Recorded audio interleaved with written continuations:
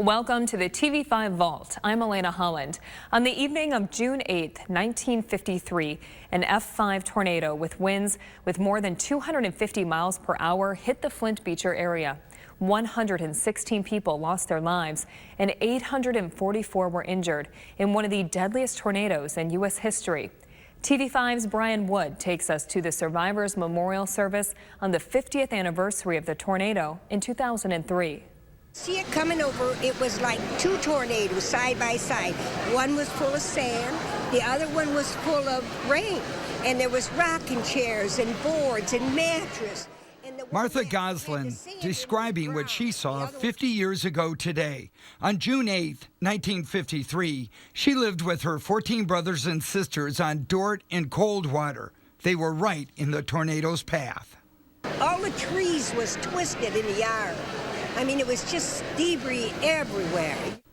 Martha and hundreds of other survivors from that day attended a survivors memorial today. They met with their former neighbors, some who lost everything. They met to show pictures of the mass destruction, and they met to share stories, and they took a look back into their past. Rayford Kinder, 14. And they attended a memorial honoring the 116 Genesee County residents who died in the tornado that day. Carol Sunday, 16. And still today, it's the 8th deadliest tornado in our nation's history. For an hour and a half, it wiped a 27-mile path clean. The destruction started 2 miles north of Flushing and traveled east to 2 miles north of Lapeer.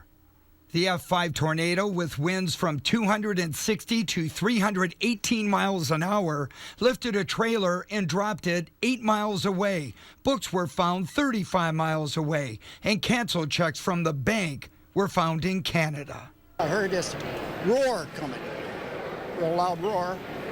About the time I got up to close the door, the storm hit, and I was laying on the floor. When I came to, I was looking at this blue sky. Buddy White was 15 years old when the tornado hit. It's a day he will never forget. I got up there on Coldwater Road and they put me to work. I worked all night. 15-year-old kid worked all night. There's things that I've seen at 15 years old that no kid at 15 years old should ever. Well, we are here with meteorologist Chris Eastlick. You know, in 1953, we didn't have the advanced radar or warning sirens. You know, what was that like back then? You know, think of how tough it is to track tornadoes now, right, and just how we can still get pretty specific with it, but just having no window at all as to what's happening as far as any radar is concerned. But we've made so many advancements since then, and you've seen me use this at least a few times within the last couple of months. This is a new tool that we call the correlation coefficient, and essentially what this does is it sees how well objects in the storm correlate to each other, or how similar they are. So anywhere you see these red colors right here, notice we've got pretty similar objects. So anytime you see red, maybe some of these purple colors, it means we're seeing maybe all raindrops, and they all look generally the same in that area. But then you start to get into these greens and blues, and that kind of indicates things that aren't similar. So for instance, in the tornadoes that happened in Shiawassee and Genesee counties earlier this year, this actually detected debris that was being lofted into that storm.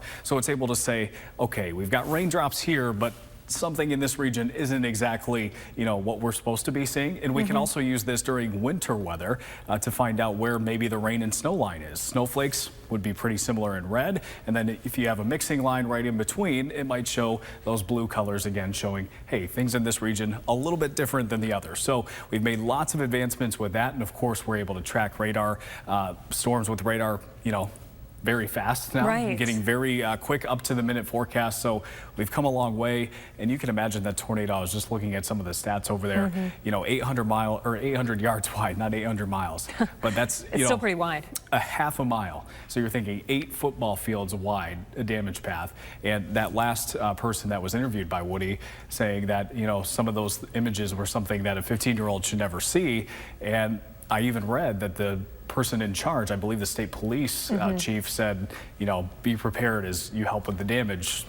This isn't going to be good. Yeah, it was a big story for our region here in mid-Michigan, and my goodness, how far things have come with technology and be able to track this. And even then, back then, you know, the forecast wasn't perfect for tornadoes. They actually had the tornado outlook a little bit farther south towards Detroit, but they at least had it close enough when you're not really looking at any of the advancements we have today, it was still a pretty good forecast, all things considered, in the 50s. Well, very interesting insight. Thank you, Chris, for showing us, where we are today back to compared to where we were back then. We appreciate that look. Yeah, and just to note, we haven't had an EF4 or higher tornado since the 60s, so we've been very lucky in that regard. And hopefully we don't again, right? Yeah, that would be nice. All right, thank you, Chris, and thank you for watching this edition of the TV5 Vault. We'll be back with another step back into time soon.